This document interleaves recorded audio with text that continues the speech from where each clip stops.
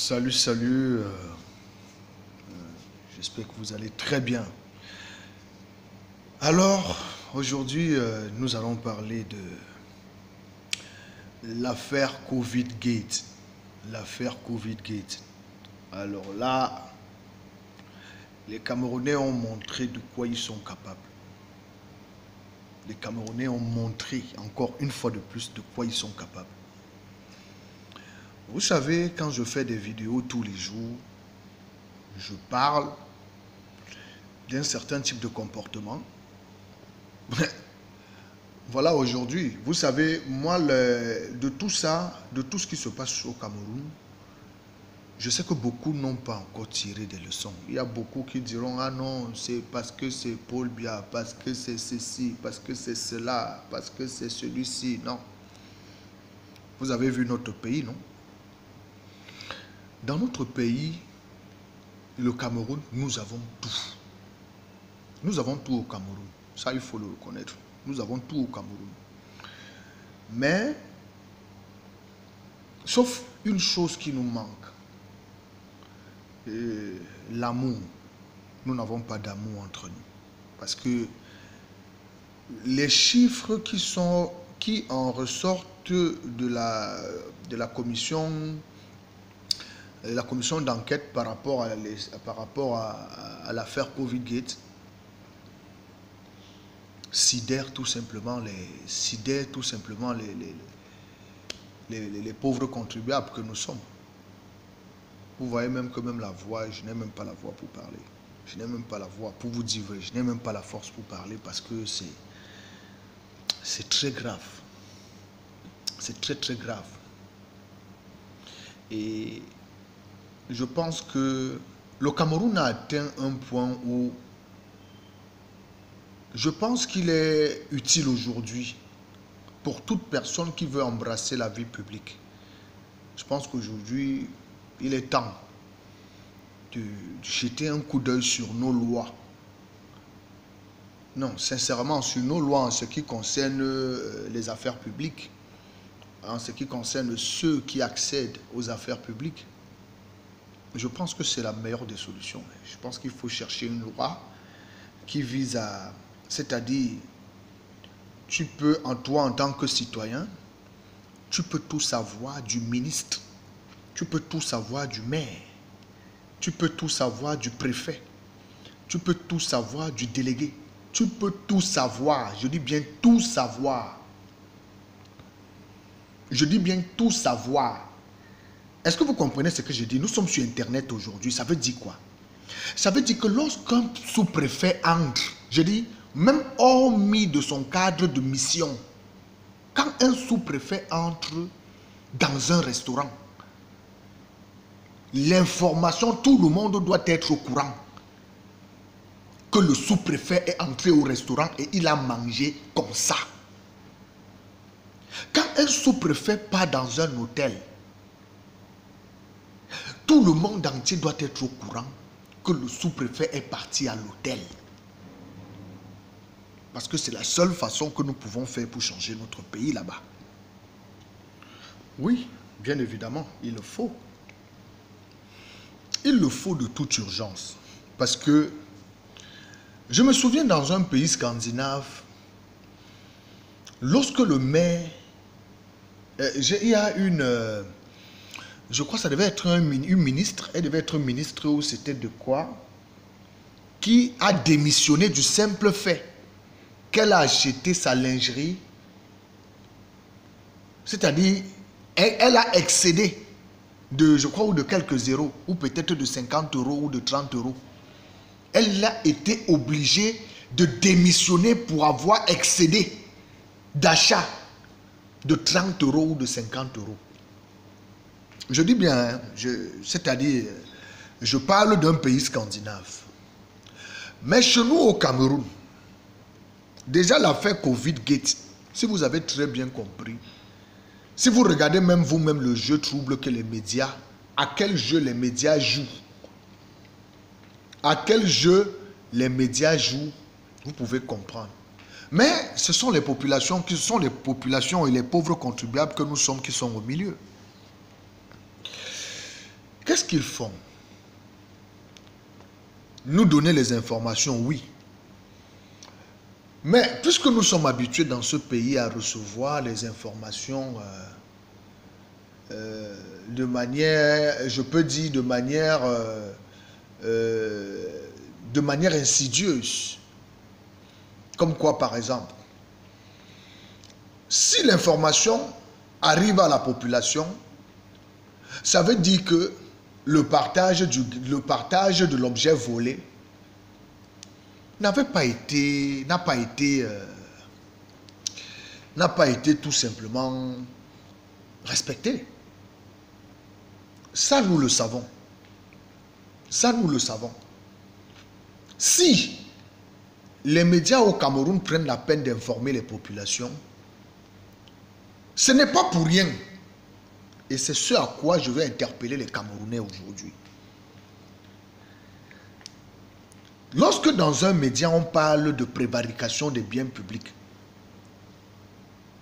je dis bien en majorité, il y a quelque chose qui s'est passé pour qu'il y ait cette dénonciation. Eh bien voilà, nous y sommes. Le secrétariat général de la présidence de la République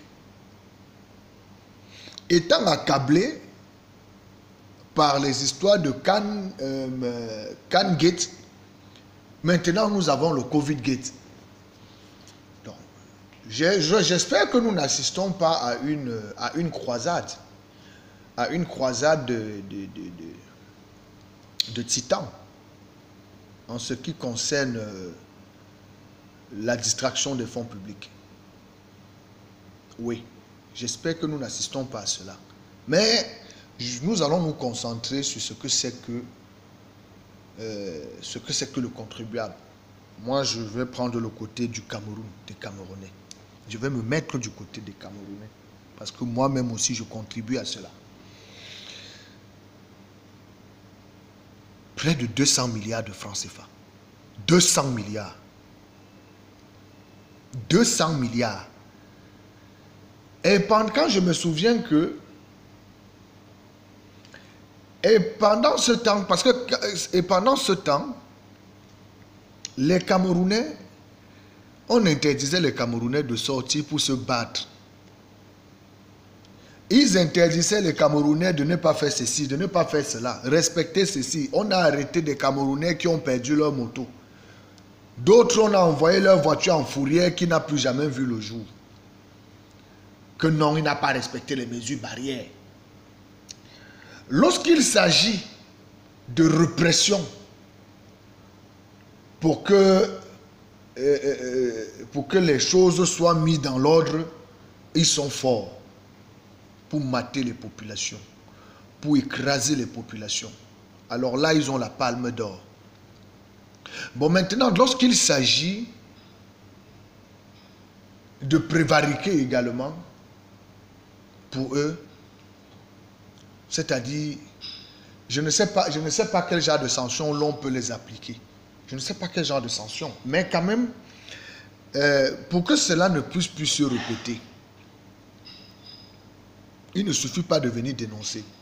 Parce que c'est fatigant. Tous les jours, les ministres volent. Tous les jours, c'est connu au Cameroun. On ne peut plus. Quand tu es déjà ministre, quand on te nomme ministre, on dit voilà un voleur. C'est connu.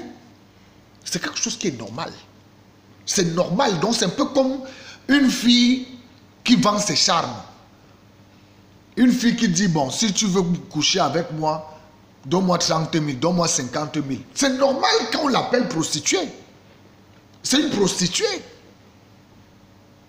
Donc un ministre, lorsqu'un ministre est nommé au Cameroun, c'est un voleur qui est nommé. Ce n'est pas... Voilà le message que les Camerounais doivent retenir aujourd'hui. Les Camerounais doivent retenir aujourd'hui que lorsqu'un ministre est nommé au Cameroun, c'est un bandit. C'est tout. Mais maintenant, les Camerounais doivent prendre non seulement conscience de ça, les Camerounais maintenant doivent se battre pour une chose. Ouvrir l'œil sur les choses publiques. quand je dis ouvrir l'œil sur les choses publiques, c'est quoi? Tout soit rendu public au Cameroun. Je dis tout soit rendu public. Du moment où ça franchit le seuil de l'administration publique, ça doit être rendu public. Sauf le secret défense. Sauf l'armée qu'on peut comprendre. L'armée, on peut comprendre que non, l'armée a besoin de conserver son secret. La police, le service de renseignement, on sait que non, là-bas, on ne doit pas tout rendre public. Mais, par exemple au ministère des Transports, par exemple au ministère de la Santé, par exemple au ministère des Pêches, de l'élevage, par exemple au ministère de l'Agriculture, par exemple au ministère des Finances, par exemple au ministère de l'Économie, au MINAT, au ministère de l'Administration territoriale, tout doit être rendu public. Donc quand le ministre arrive au travail, tous les Camerounais doivent savoir à quelle heure ce monsieur arrive au travail. Les Camerounais doivent connaître ça. Les Camerounais doivent avoir le rapport détaillé chaque jour. Monsieur le Président de la République, c'est très grave ce que nous voyons là. C'est très grave. Je dis bien, c'est très très grave. Alors là, il n'y a plus de choses à dire. Je pense que tout est clair. Tout est clair maintenant. Tout est clair. Aujourd'hui, lorsqu'un ministre est nommé, c'est parce que, c'est-à-dire, lorsqu'il est nommé, appelez-lui une fois bandit. Appelez-le bandit une fois. Parce que c'est ce qu'il va faire. Parce que c'est ce qu'il va faire. Il va voler. Pendant ce temps, les Camerounais souffrent. Pendant ce temps, les Camerounais crèvent. Vous prenez l'argent des Camerounais. Vous permettez un certain nombre de choses. Quand je m'imagine un peu comment ce Manachi Manaouda, ce ministre, mais je ne veux pas rentrer dans le populisme d'Internet. Je suis juste choqué par ce que j'entends. Je ne veux pas, même si c'est près de 200 milliards de francs CFA. Près de 200 milliards de francs CFA. Ça, c'est incroyable. Il est bien vrai que c'est à côté des autres, c'est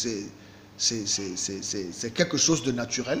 À côté des autres vols qu'on a eu à entendre, c'est quelque chose de naturel. Mais il ne faut plus que cela se répète. Je pense qu'il faut combattre ça. Et la meilleure façon de combattre ça, c'est quoi? C'est de passer par des lois. Il n'y a pas qu'un député. Il n'y a pas qu'un député. Je dis bien. Ça n'appartient pas qu'aux députés de demander à ces ministres de rendre compte. Parce que les députés aujourd'hui, nous connaissons à quoi les députés servent. Nous savons quel est le travail des députés. Voilà le résultat des travaux des députés. Voilà le résultat. Comment on peut nous expliquer que les gens volent près de 200 milliards? Ça prouve que les députés au Cameroun, parce que ça commence par les députés. Donc ça veut dire qu'au Cameroun, on doit, c'est-à-dire la députation, là, les trucs qu'on dit députés, là, ça ne doit plus exister. Les trucs de députés, on doit dissoudre les machines de l'Assemblée nationale, là. On doit dissoudre ça, ça ne doit plus exister.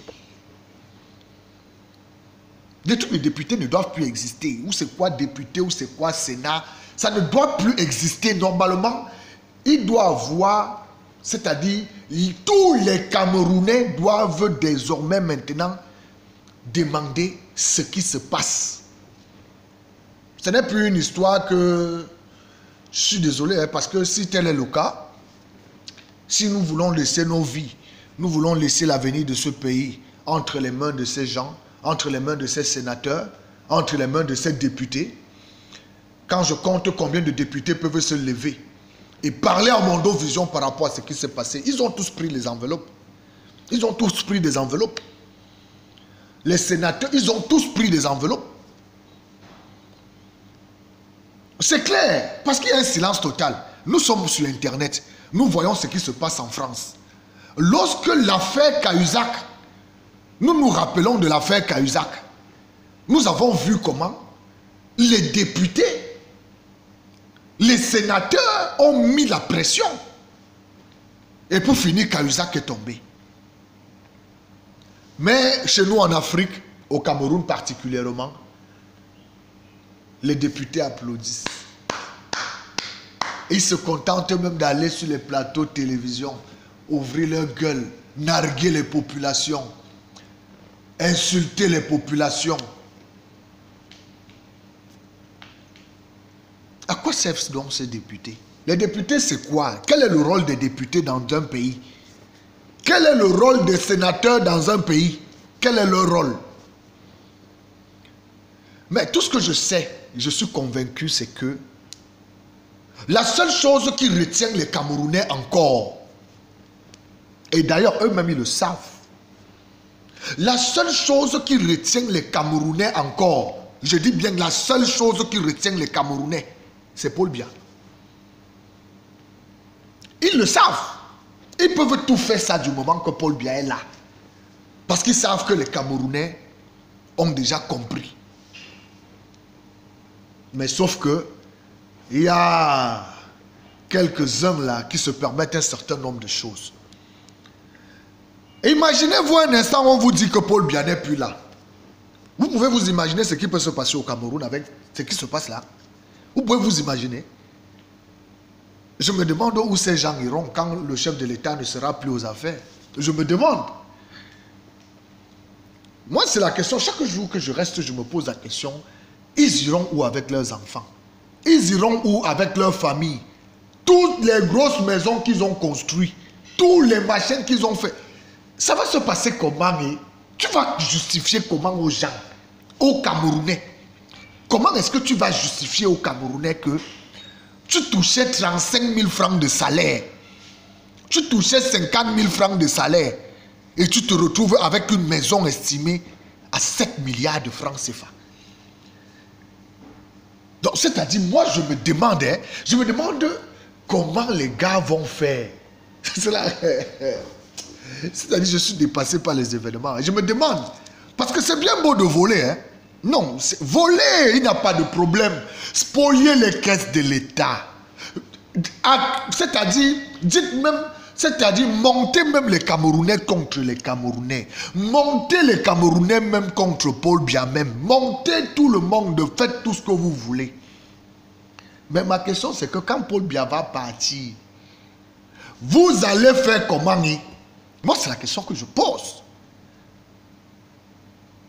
Parce que dès que Paul Biya ne sera plus là, c'est où vous allez voir le vrai visage des Camerounais. Les Camerounais sont encore calmes parce que Paul Biya est là. Quand un Camerounais veut se révolter, c'est son frère Camerounais qui dit non, calme-toi, le vieux encore là, calme-toi, Paul Biya encore là, calme-toi, digère seulement. Paul Biya encore là, digère. Il y a d'autres qui disent que non, Paul Biya doit partir, on ne veut plus de Paul Biya. Mais il y a d'autres qui disent que non, laisse Paul Biya là pour le moment. Quand Paul Biya va partir, quand Paul Biya ne sera plus là, la question que je me pose, c'est que les gens là vont faire comment? Avec tout cet argent qu'ils volent, avec tout cet argent, avec tout ce truc qu'ils font, ils vont faire comment? Moi, il faut s'interroger à propos. Hein? Alors, vraiment, je pense que nous gagnerons tous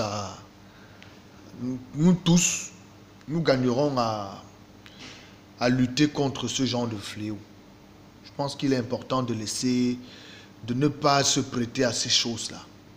Ça ne construit pas un pays, ça détruit le pays. Ça détruit le pays. Pour rien au monde, vous ne verrez jamais un pays qui a été développé grâce à la prévarication. Un objet qui coûte 500 francs. Les gars vendent ça à 17 000. Un objet qui coûte 20 000 francs. Les gars vendent ça à 22 millions. 22 millions. On ne peut pas construire le Cameroun avec ça, on ne peut pas. On ne peut pas construire. Non, que personne ne vous mente. C'est Manola on a. Personne ne vous ment. On ne peut pas construire le pays avec ça. On ne peut pas. On ne peut même pas avancer d'un pas avec ça. L'émergence que Paul Biya dit, horizon 2035. Si Paul Biya veut exactement qu'il y ait émergence, c'est-à-dire, ces ministres doivent être décapités sur la place publique. Écoutez, je dis décapités. Ils doivent être décapités sur la place publique. Donc, c'est-à-dire, les gens regardent, leur famille regarde, leurs amis regardent, et ils prennent bonne graine. Ils en tirent des leçons. Même si on dit crime contre l'humanité ou c'est quoi, je dis, la Chine, nous voyons ce que la Chine fait. Personne n'en parle. Mais ça positionne la Chine dans une position de puissance. À quoi ça sert d'éliminer? C'est-à-dire, à quoi ça sert de ne pas éliminer les gens qui sont des freins pour la République? À quoi ça sert de ne pas les éliminer? Il faut les éliminer. Parce que les prendre, les mettre en prison, c'est rien du tout. Les preuves. Parce que j'ai appris même certains qui disent que non, quand on les arrête, il faut prendre tout l'argent. Non, ce n'est pas de ça qu'il s'agit. Il faut les arrêter et il faut les décapiter. La guillotine.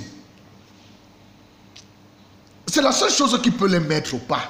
Parce que lorsque, moi par exemple, si je sais qu'on va m'arrêter, si je sais qu'on va voler, on va m'amener en prison, je vais continuer de voler. Parce que c'est qu'on va me mettre en prison, mes droits seront protégés, donc il n'y a pas de souci. Aller en prison, je vais vivre comme un roi. On va me condamner même pour 10 ans. Pour bonne conduite, je vais sortir au bout peut-être de 5 ans ou 6 ans.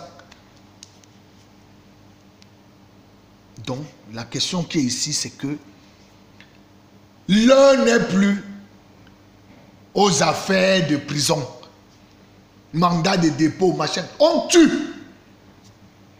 C'est la seule chose qui peut, je dis, c'est tuer. On attrape, on tue, on coupe la tête. Parce que ça tue les Camerounais. Hein?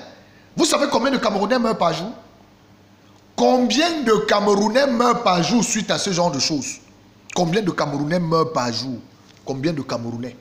À l'instant que je viens de vous dire combien de Camerounais, vous savez combien de Camerounais sont morts? À l'instant que je prononce cette phrase, vous savez combien de Camerounais meurent? Donc, en quelque sorte, si je veux bien comprendre, il est normal de tuer les Camerounais, il est normal de spolier les Camerounais, il est normal de tout faire, il est normal de tout se permettre. Ok, il n'y a pas de souci. Mais je pense quand même qu'aujourd'hui, la jeune génération, puisque la jeune génération aujourd'hui doit prendre conscience. La jeune génération aujourd'hui doit prendre conscience. Il n'y a pas de cela quelque temps, je dénonçais à travers, parce qu'ils m'ont bloqué sur Facebook, j'ai dénoncé à travers Facebook ces hommes politiques qui entrent dans la politique et celui qui veulent susciter de l'espoir à la jeunesse. J'ai toujours fustigé ces gens. J'ai toujours fustigé ces gens. Puisque nous connaissons comment ces gens fonctionnent. Nous connaissons comment ils fonctionnent. Vous avez des gens qui n'ont jamais eu à travailler de leur vie. Qui n'ont jamais eu à travailler de leur vie. Qui n'ont jamais eu à connaître ce que c'est que la difficulté. Vous croyez que quelqu'un comme ça là peut faire quoi? Qu'est-ce qu'il peut apporter? Qu'est-ce qu'il peut apporter dans un pays? Le Cameroun doit appartenir aux travailleurs. Le Cameroun doit appartenir, c'est-à-dire ce sont des travailleurs qui doivent être en première ligne au Cameroun. On ne refuse pas qu'il y ait les bandits dans toutes les nations, mais les bandits doivent être en arrière. Ils doivent être en arrière. Regardez comment la CIA et le FBI et le FSB, hein?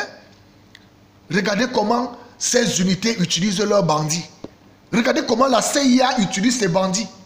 Regardez comment le FBI utilise ses bandits. Aux États-Unis, vous croyez que tous les bandits qui sont dans les prisons là sont condamnés à être des bandits seulement? Non. Il y a certains qui travaillent pour l'État. Bien évidemment.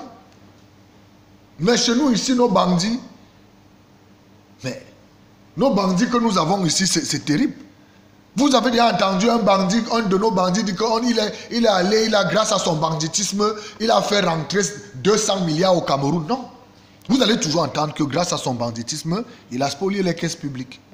Il a spolié avec ses amis, ses camarades, les membres de sa famille. C'est comme ça. C'est comme ça. Après, les gens vont se lever.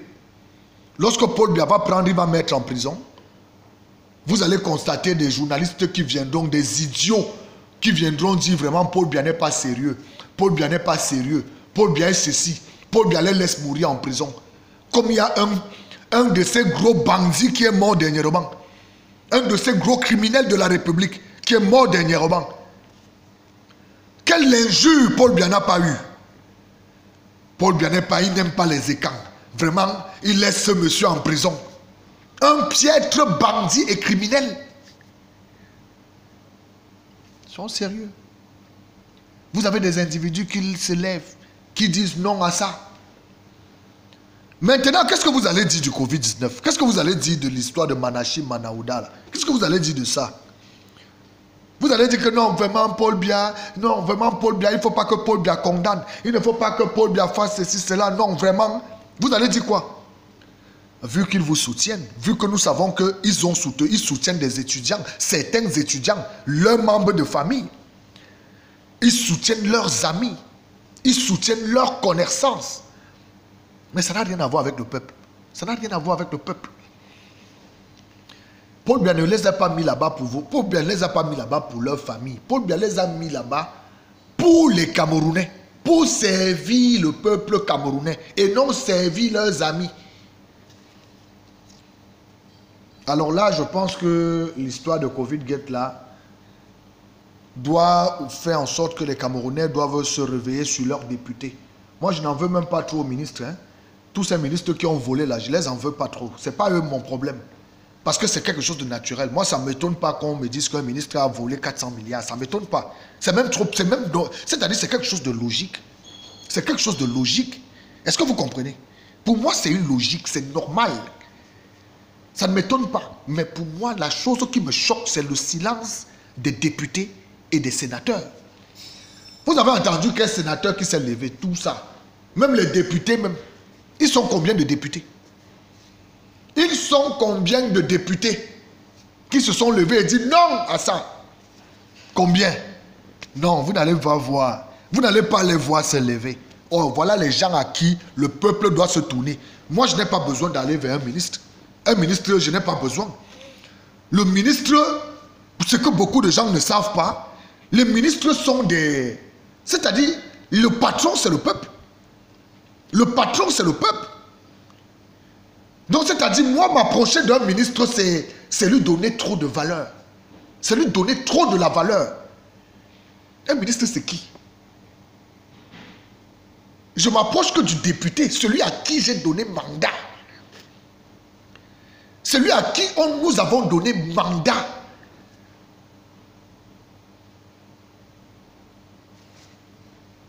Vous voulez qu'on fasse quoi? Vous voulez qu'on dise quoi? Bon. On n'a que nos petites larmes pour pleurer à propos de ce qui est en train de se passer. Mais je pense que c'est la fin d'un système de choses qui est en train de se présenter au Cameroun. Parce que de là, beaucoup de choses vont naître. Je suis convaincu. De là, beaucoup de choses vont naître. Et nous sommes à l'ère de la mondialisation et de la numérique. Le Cameroun n'entend pas rester derrière. Hein? Non, le Cameroun n'entend pas rester derrière. Le Cameroun n'entend pas rester derrière, je dis bien. Vous pouvez vous imaginer qu'un de ces quatre, une enquête pouvait ébranler l'aspect administratif au Cameroun. Vous pouvez vous imaginer? C'est en train de venir petit à petit. Mais sincèrement, je n'ai pas vu ça venir. Je pouvais m'imaginer que les gars pouvaient voler l'argent des stades. Les gars pouvaient voler l'argent des handicapés. Les gars pouvaient voler l'argent de la lumière. Les gars pouvaient voler l'argent de l'eau, du pétrole. Les gars pouvaient voler tous les argents. Mais la santé, les gars. La santé. Non. La santé. La santé. Voler l'argent de la santé. Donc, c'est-à-dire, vous avez des malades qui sont là. Tu entres, tu voles l'argent, tu pars avec. Vous partez avec. Non, même Dieu, même si c'est quoi, même Dieu ne peut pas permettre ça. Même Dieu ne peut pas permettre ça, les gars. Vous avez fait fort. Comment on fait chez nous, les Bagantés? Comment on fait au village? Comment on fait à Bacon?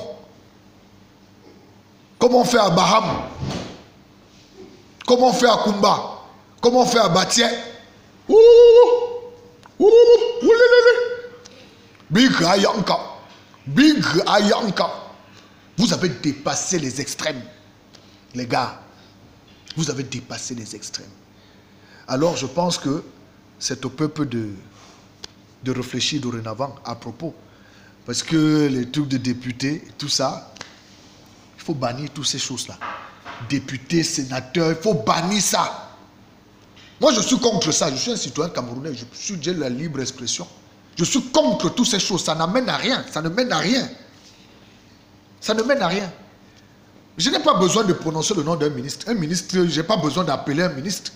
Je n'ai pas besoin de regarder un ministre. Moi, c'est le député que je regarde. C'est le sénateur que je regarde. C'est à eux. Pas le ministre, je ne sais pas, on fait quoi avec le ministre. Vous ne voyez pas comment les ministres, ils partent prendre l'argent où? Ils partent prendre l'accord de financement où? Ce n'est pas à la députation. Ce n'est pas à l'Assemblée nationale que vous les voyez. Ils disent que non, on va prendre l'argent, on va faire ça avec l'argent. Maintenant, ils ont donné pour chacun. Il y a des idiots qui écumaient les plateaux, des députés voyous qui écumaient les plateaux télé une période. Aujourd'hui, il y a même d'autres qu'on appelle les délinquants et donatiens. Il y a d'autres qu'on appelle... C'est-à-dire...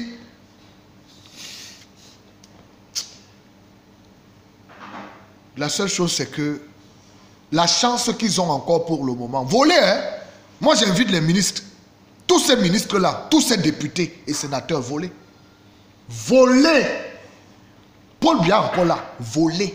Parce que quand Paul Biya va partir,